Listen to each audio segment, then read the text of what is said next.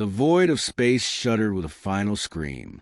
The message was short, fragmented by static and panic, but its essence tore through the command networks of the Galactic Accord. Earth monsters, not soldiers, gods help us. Then silence. The last surveillance cruiser from Zektal drifted into darkness, its hull punctured, its memory core broadcasting a warning the galaxy would never forget. They came seeking conquest.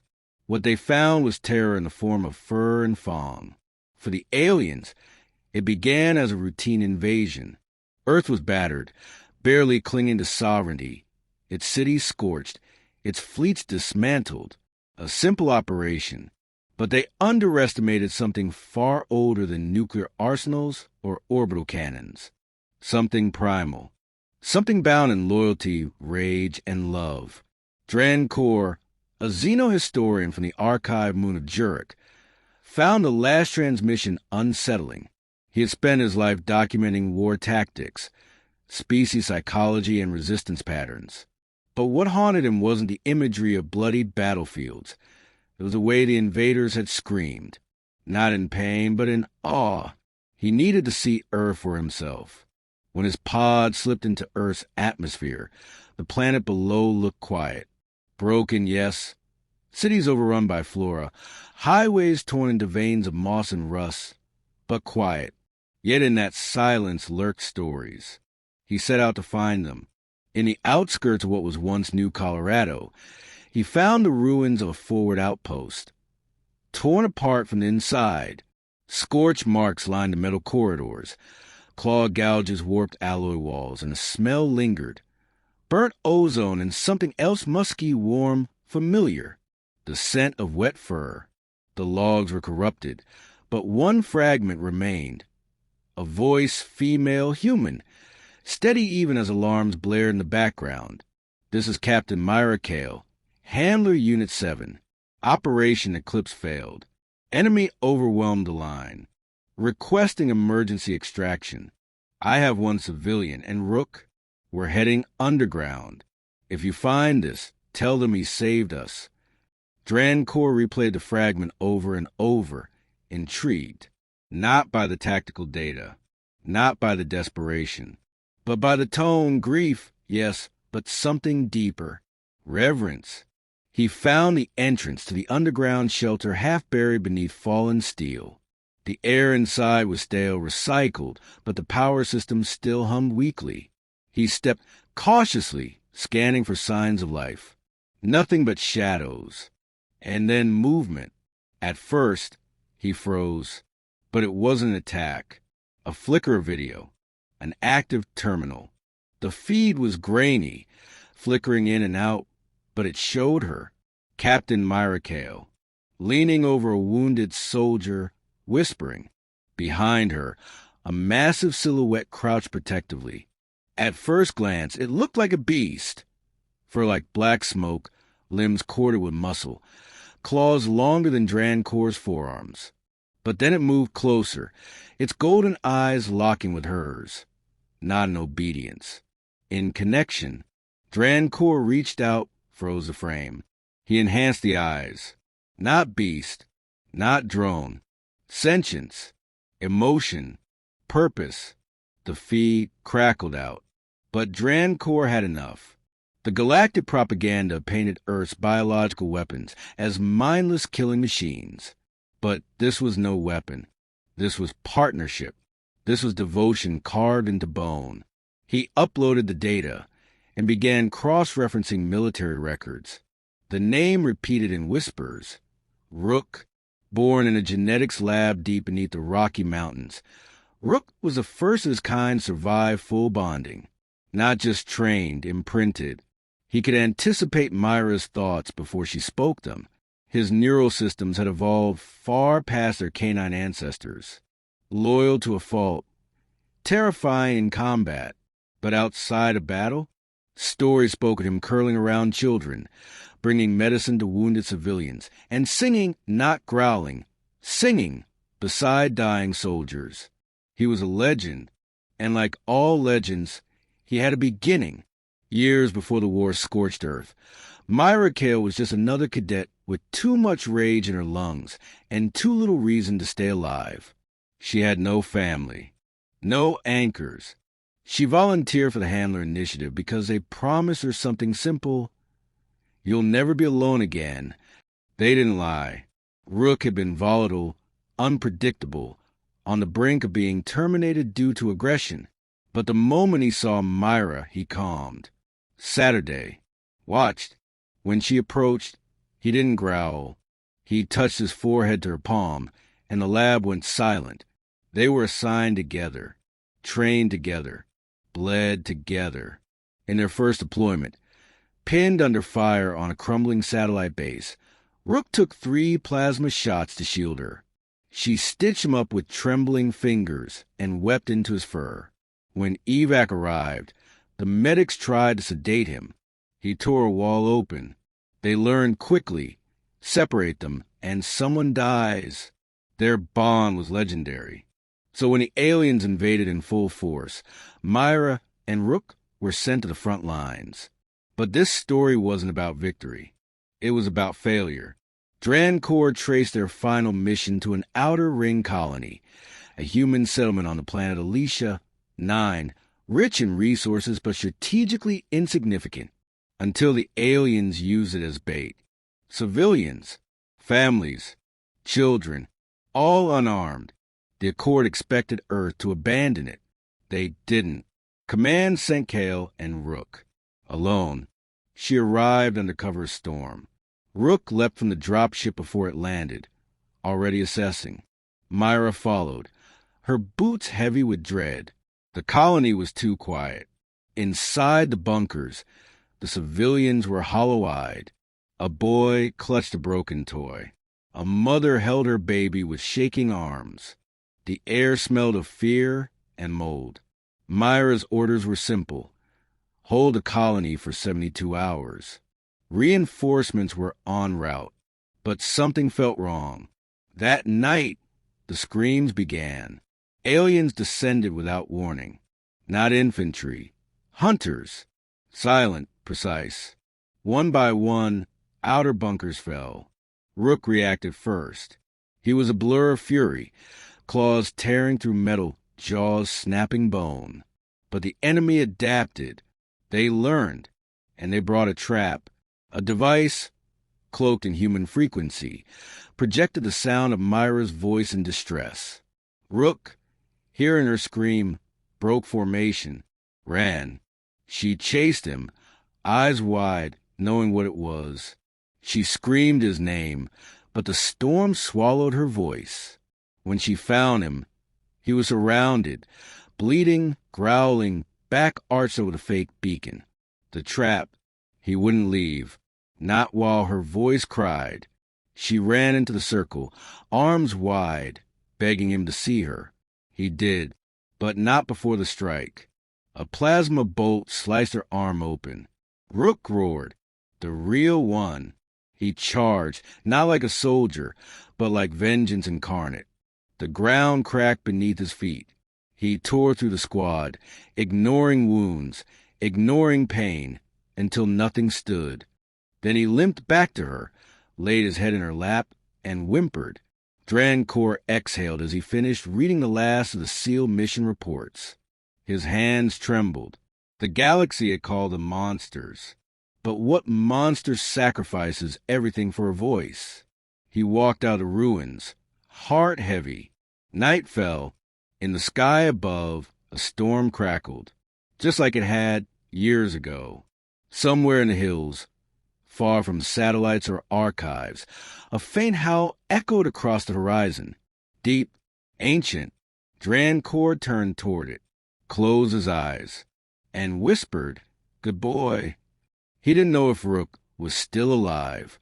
Some said he had died on that mission. Others claimed sightings of a massive shadow that saved travelers, then vanished into wilds. Myra was never found again, her body unrecovered. The official report said Kia. But in that whisper of wind, in the bones of the earth, the legend endured. Drancor uploaded everything to the archive. He titled the file, "To Aliens, They're Monsters." To humans, they're good boys." He paused, then added, "And heroes." Rain hammered against the earth with mechanical rhythm, drumming on shattered rooftops and pooling in craters left by orbital strikes. The ground smelled of ash, iron, and memories, scars that would never fully heal. Myra Cale trudged through mud, her pulse sinking with the distant echoes of artillery. She kept her head low, her breathing even, but her eyes flicked constantly, scanning for movement. Rook padded silently beside her, each of his steps silent despite the weight of his body. His black fur rippled with tension, ears twitching at even the whisper of wind through twisted steel. The mission had changed. They weren't there to defend anymore. They were hunting. After the trap on Alicia 9, Command pulled them back for evaluation. Psychological assessments, physical rehab, endless debriefings. Myra endured them with the stoicism of a soldier, but inside, something had shifted. The betrayal of that mission haunted her. The way they had used a child's scream to bait them, the way reinforcements never arrived, the unmarked grave they had to leave behind for the last child she couldn't save. Rook had taken longer to recover. His wounds were deep, both physical and unseen. He refused food, refused sleep. He only responded to her voice. When she touched his fur again weeks later, she felt it, the rage. But it wasn't wild or chaotic anymore. It had form, purpose. They volunteered for Black Ops. Now they were ghosts. Their current mission was simple on paper: eliminate a xeno-insurgency cell in what remained of old Paris. The structure once known as the Eiffel Tower had collapsed years prior, twisted into a skeletal arch that now served as a landmark for supply drops and patrol markers. Civilians avoided the area. Rumors spoke of creatures that moved in shadow, creatures with eyes like molten silver. But Myra knew better. These weren't creatures. They were operatives, saboteurs, the same type of unit that had deployed the mimic beacon on Alicia 9. This wasn't vengeance. It was justice. She halted at the edge of a collapsed street. Below, where sewers had once flowed, a network of tunnels lay exposed. Rook crouched beside her, sniffed the air, then growled low in his throat. The sound vibrated through her ribs like a war drum. He smelled them. She dropped into the crevice first, her rifle ready, her senses sharp. Rook followed, slipping into the dark like liquid shadow.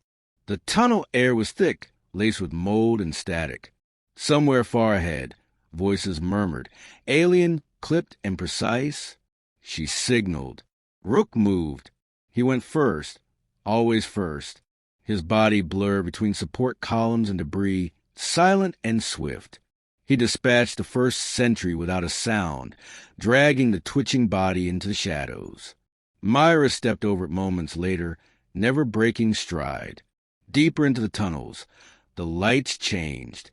Faint bioluminescent markers painted the walls. A navigation system the enemy had adopted from subterranean species they'd enslaved. Myra followed them, heart steady. Every breath she took reminded her of what was at stake. The next chamber opened into a hollowed-out control hub. Dozens of terminals hummed softly, data flowing in alien script across glass surfaces. At the center, for them, tall, skeletal, armored in segmented plates that shimmered like oil and light, stood around a console. They didn't hear her. They didn't see Rook. Until it was too late. He exploded from the darkness, a snarling blur of Fong and fury. One was dead before it could scream. Another turned, firing wildly. But Myra was already behind it, driving her blade into its throat. The remaining two tried to retreat, hissing orders in a language laced with static. Rook caught one mid-leap, slamming it into the console with such force the screen cracked. Myra aimed, fired once. The last fell.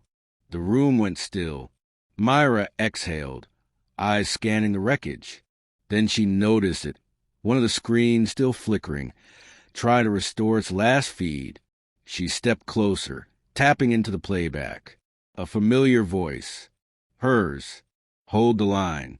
I'll come back for you. I promise. She flinched. Rook tilted his head. It wasn't a recording she remembered. It was from another mission, one she'd never completed. A child, a little girl, maybe 8, left behind during collapse. She had given that promise moments before a blast forced her to retreat. The girl's name was Hannah. Myra had thought she died that day, but the file continued. Newer recordings. Alien voices interrogating her. Footage of her sitting in a cell, silent, defiant.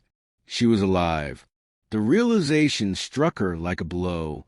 Rook let out a low whine, sensing her shift. Myra leaned on the console, breath short. They had kept her alive. Why? The answer came moments later when the console shifted to a different file. A biological scan of Rook and a heading. Genetic replication prototype in development. Handler-bonded specimens show highest efficiency. They weren't just interrogating the girl. They were studying her, studying Myra's relationship with Rook, trying to duplicate it. Myra's jaw clenched. Her hand shook slightly as she shut the console down. This wasn't a hunt anymore. It was a rescue. She turned to Rook. He met her gaze, and for a moment, the tension eased. The way he tilted his head, the way he stepped closer. He remembered her promise, too. She touched the side of his face gently, and he leaned into her hand with a quiet sigh. "We're bringing her home," she whispered. They set the charges around the console. As the explosion ripped to the tunnel behind them, they were already gone, back at their extraction point. The rain had turned into a steady mist. The air was quiet, but the silence was different now. Myra felt in her chest, a crack, a widening of purpose. It wasn't just about revenge anymore. It was about redemption. She spent the flight back combing through the files she'd copied. Coordinates, transfer schedules, security rotations. Hannah wasn't on Earth anymore. They had moved her to a facility orbiting one of the moons of Christer, for a place known only by its call sign, Red Bastion. No official maps, no entry logs. Ghosted by protocol. But Myra had something better than clearance codes. She had Rook. As the dropship entered low orbit, she stood beside him, her fingers resting on his massive shoulder. His eyes gleamed in the dim light, calm but focused. He was waiting for the moment she'd speak. Waiting for the mission. She didn't give a long speech. Just one word. Soon. He chuffed in response, tail swaying once before settling. The bond between them had always been unspoken. Not commands. Not dominance. Trust. The kind you bled for. As the ship drifted toward a hidden rendezvous point, Myra opened her comms and sent a single encrypted message to command. "I'm going dark. Do not follow." She closed the channel before they could respond. No reinforcements were coming. And that was just fine. This mission wasn't for Earth. It wasn't for strategy. It was for a promise she'd made in the fire, and a quiet whimper of a good boy who never forgot it. As the stars shifted overhead and the red bastion loomed in the distance like a wounded leviathan, Myra Cale closed her eyes. She remembered Hannah's face, the terror, the hope, and then she remembered something else. The way Rook had once curled his body around a crying girl during a thunderstorm, silent and warm, protecting her until she fell asleep. That memory was enough. She opened her eyes again, steel returning to her spine. Whatever monsters waited on that station, they weren't ready for what was coming. Because this time, the monsters had names. And they were coming home. The stars above Christer, for burned cold and distant, their light barely reaching the metallic skeleton of Red Bastion as it drifted in the shadow of its moon. The station was a fortress carved from old warships, hulls repurposed into docking bays, command decks stitched together with alloy ribs and magnetic clamps. No transmissions came, or went without encryption, so dense it fractured weaker signals into static. It was where secrets were buried, where experiments thrived in silence, where humanity's enemies reshaped terror into science. Myra Kale stood in the belly of a smuggler's freighter, crammed between crates of stolen reactor cores and old ration packs. Her armor smelled of blood and ozone, a constant reminder of the price already paid. Rook crouched beside her, his body barely fitting in the cramped space. His ears twitched at every vibration in the ship's hull, instinctively tracking movement. She rested a hand on his shoulder, calming him without a word. They had spent the past week infiltrating the network that funneled materials into Red Bastion. Pirates, defectors, rogue traders. Every rung of that ladder brought them closer, and every rung revealed more. Hannah wasn't alone. Over 24 children were being held at the station. Orphans, captives, lost souls plucked from the battlefield and shaped into something else. Test subjects. Some had bonded with bioengineered creatures similar to Rook. Others had failed. Those failures had names too, and graves. As the freighter docked with shuddering clank, Myra pulled her hood low and whispered a single command. Rook vanished into shadow, his massive form moving with eerie grace. They had planned every step, timed their movements to align with a scheduled delivery. Her stolen ID marked her as a logistics tech from Helion District, but no badge or clearance would protect her if someone looked too closely. She moved through the station like a ghost, silent and focused, her heart a steady drumbeat in her ears. The corridors were claustrophobic, twisting tubes of steel with flickering lights and security turrets humming overhead. Every corner smelled of sterilization chemicals and synthetic oil. She passed workers in lab coats, armed guards in dull black armor, and administrators with empty stares. No one stopped her. No one noticed the beasts in the vents. Rook followed above, crawling through maintenance shafts mapped out from stolen blueprints. His senses led him. Myra led herself. They met again outside Subdeck 9, experimental living units. The door bore no insignia, just a code pad and retinal scanner. Myra didn't hesitate. She used the eye of the officer they'd intercepted hours earlier, the orb sealed in a preservation gel. The scanner chirped, the door clicked, and the hallway beyond opened like a wound. Rows of cells lined the walls, transparent barriers humming with low-energy fields. Behind each one, a child sat in silence. Some stared into nothing. Others watched her with hollow eyes. Only one leapt to her feet the moment she saw the figure in armor. Hannah, older now, thinner, but her face. Myra knew it in an instant. She moved to the panel, started working. The system fought her at first, but brute force was always an option. A crack of static, a hiss of decompression, and the cell door slid open. Hannah stumbled forward and stopped. Her eyes darted to Rook, then back to Myra. "You came back," she whispered, her voice barely audible. Myra dropped to one knee, reaching out. "I told you I would." Hannah hesitated, then ran into her arms. Rook growled softly, not in warning, but in acknowledgement. He lowered his head beside them, nuzzling against Hannah's shoulder with surprising gentleness. She laughed once, short and broken, but the moment shattered as an alarm blared overhead. They had tripped something. Myra stood, scooping Hannah into her arms. Rook tensed, eyes locked on the door as red lights bathed the hallway.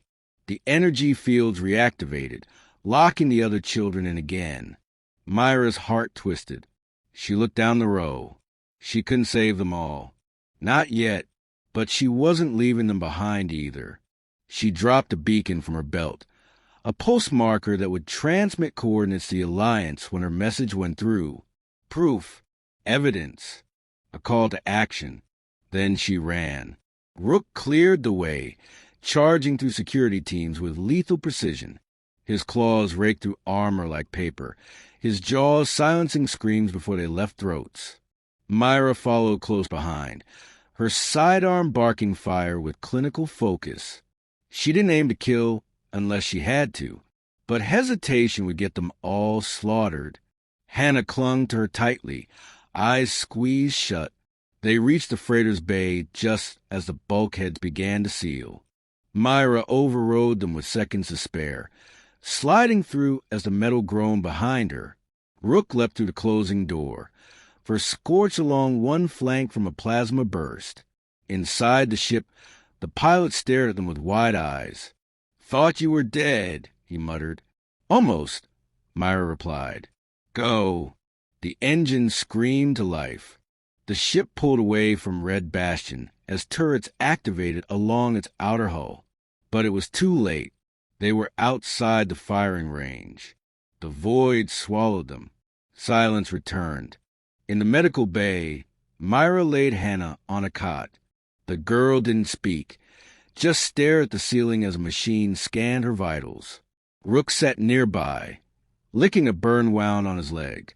Myra reached for a medkit, but her hands trembled, not from fear, from rage. She had seen the logs, the procedures, the files labeled emotional manipulation conditioning. They had tried to erase what made those children human, to turn loyalty into something programmable. But bonds couldn't be manufactured. They had to be earned. She looked at Rook, who now rested beside Hannah, his body curved protectively. The child reached out, her fingers weaving through his fur. A small smile touched her lips, and for a moment, Myra felt like the universe hadn't completely lost its soul. But her peace was brief. A comms light blinked on the console. The encrypted message she had sent earlier had been opened. There would be consequences. Red Bastion would lock itself down. The Alliance would take weeks to respond. And the children left behind? They wouldn't have that time. Myra stared at the stars beyond the viewport, each one a promise. A fight, a life waiting for someone to care enough to act. She would go back, not because she was ordered to, because she chose to. Hannah stirred, looking up at her. Will they hurt the others? Not if I can help it, Myra said, smoothing her hair. Rook stood again, eyes already sharp. Ready? We'll need help, the pilot said, his voice tight. This isn't just a hit and run. You're talking full-scale extraction. I know, she replied. And who's going to lead it? She didn't answer. She didn't have to. The pilot nodded slowly. Rook padded toward her, blood crusting on his flank, but eyes still burning bright. He nudged her hand gently, waiting for her command, for her choice. She looked at him, then at Hannah, then at the blinking light on the console, one that pulsed not just with urgency, but with hope. They weren't done yet, but they weren't alone anymore either. The storm was coming. The air on Nearest Outpost was thin, dry, and laced with ozone, a sharpness that clung to skin and memory alike. The stars above shimmered beyond the electromagnetic shield that encased the forward operations base, and for a moment, everything seemed deceptively peaceful. But Myra Kale stood still, unmoved by the illusion. Her armor was freshly repaired, but the weight in her chest had not lifted. Even with Hannah safely resting in a medbay bunker and Rook pacing nearby, like a sentinel carved from shadows, she could not find peace. Not while the others still remained inside Red Bastion. The room around her buzzed with nervous energy. Resistance fighters, smugglers, ex-military, even civilians hardened by loss, gathered around a hollow map of the station. They weren't an army, not by any standard definition, but desperation had a way of forging unity. Myra watched them with quiet intensity. Each person here had lost something to the Blackwell Initiative. A brother, a daughter, their own sense of control. And now, they were ready to take it back. She stepped forward as a hollow flickered, Red Bastion's jagged silhouette rotating slowly. This isn't a clean fight, she said. They have automated defenses, EMP mines, and 4 squadrons of Mets on standby. But they don't have this. She gestured behind her, where Rook padded in slowly, his eyes glowing faintly in the dim light. Murmurs swept through the room. Some people stepped back. Others stepped forward, drawn by awe. "He's one of theirs," someone muttered. "No," Myra said firmly. "He's one of ours." Because when he had a choice, he made the right one. That's what makes the difference. Not what we're made into, but what we choose to become. Rook lifted his head, almost as if he understood the moment's gravity. A heavy silence followed, and then a voice spoke, low, gravel-edged. "Then let's make our choice count." It was Jaren Toma, a former drop commando, and the closest thing they had to battlefield leadership. He stepped up beside her, nodding once. "We hit the bastion at shift change, exactly 37 minutes from now. We strike hard and fast. Myra, you and your team go into the engineering vent corridor. Our diversion will draw attention to the docks. You'll have just under 8 minutes to breach the containment wing and get the kids. And if they move them before we get there," someone asked. "They won't," Myra replied. "They need them alive. For now." No one had time to voice further doubts. The countdown began. As the dropships descended toward Red Bastion, cloaked by hacked beacon signals and sense interference, Myra sat beside Hannah in the rear cabin of their transport. The girl was quiet, staring down at her hands, fingers clenched tightly. "You don't have to go back," Myra said softly. Hannah looked up, eyes rimmed with shadows that no child should bear. "But they're still there." "Yes," Myra admitted, "but you've already done more than enough." "They're my friends." That was all she said. That was all she needed to say. When the dropship shuddered with the force of atmospheric contact, Rook growled low in his throat. The ship's ramp hissed open, revealing the underbelly of Red Bastion, darker and colder than memory. They moved quickly, cloaked in shadow and sensor-jamming fields. Myra led the way, her pulse rifled tight against her chest, her mind cutting through every memory of the last escape. The station hadn't changed, but she had, and this time she wasn't running. They breached the side hatch with thermal charges, slipping through before the lockdown protocols could engage. Rook tore through 2 sentries with quiet brutality, and Myra guided the team down towards Subdeck 9. The corridors flashed red with emergency lights, triggered by the diversions. Explosions rocked the far ends of the station. Smoke choked the ventilation shafts. Screams echoed from distant wings. The resistance had made good on their promise. Inside the cell blocks, chaos reigned. Automated turrets opened fire at anything that moved. Rook surged ahead, dodging beams, ripping a turret from its hinges with his claws. Myra barked commands, and the team advanced behind him. They moved through the chamber like a storm front, driven by purpose and pain. When they reached the children's cells, Myra didn't hesitate. She bypassed the locks, one after another, opening doors to wide-eyed kids who stared in confusion and terror. Hannah ran to them, calling names, offering hands. A few recognized her. Others clung to each other, unsure. "You're safe now," Myra told them, voice steady despite the gunfire in the distance. "We're getting you out." A cry of warning from Jaren came through the comms. "They're sending everything they've got to you. You've got 5 minutes. Tops." "Copy," Myra said. "Rook, Formation Bravo. Guide them." The creature moved toward the children, pressing low to the ground, his presence massive yet comforting.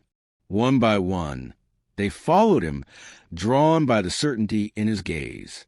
Myra kept pace beside them, covering the rear with her rifle. They reached the extraction bay under fire. Defense bots descended from the ceiling, twin guns blazing. One resistance fighter went down, screaming. Another dragging behind cover. Myra's team returned fire, Rook leaping into the fray to clear a path. And then there it was, a soft blue light on her wrist pad, the evac signal. One by one, the children boarded the ship, pulled up by waiting hands. Hannah helped them, moving with calm she didn't know she possessed. Rook stood at the ramp, guarding it like a final gatekeeper. Myra checked her team, counted heads, counted lives. All but one.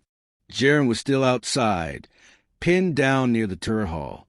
"Go!" he shouted through the comms. "You got the kids." "I'm not leaving you," Myra snapped. "You have to.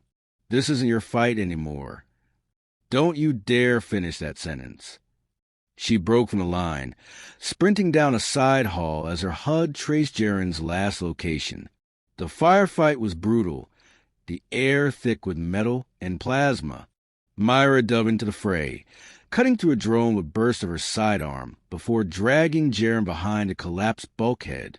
His leg was mangled, armor melted into flesh. "You always were stubborn," he groaned. "Yeah," she said, hoisting him over her shoulder. "But I'm also fast." They made it back just as the final warning alarms began. Overload countdowns from the diversion explosives. The station wouldn't survive this. The last ramp pulled up with a whine of hydraulics as the dropship tore away from the crumbling hangar. Red Bastion exploded behind them, a slow implosion of steel and secrets. In the silence that followed, only breathing remained. In the medical bay, Myra sat beside Jaren as medtechs worked to save his leg. Hannah lay nearby, asleep for the first time in days. And Rook watched them all, eyes half-lidded but alert. His fur was matted with blood. Not his own. "You saved them," Jaren whispered. "All of them." Myra shook her head. "Not me. We did." "No," he said. You led them out. You made them believe." She didn't respond. She just leaned back, eyes closing for the first time in what felt like years. Outside the viewport, the stars waited. This time they didn't feel cold.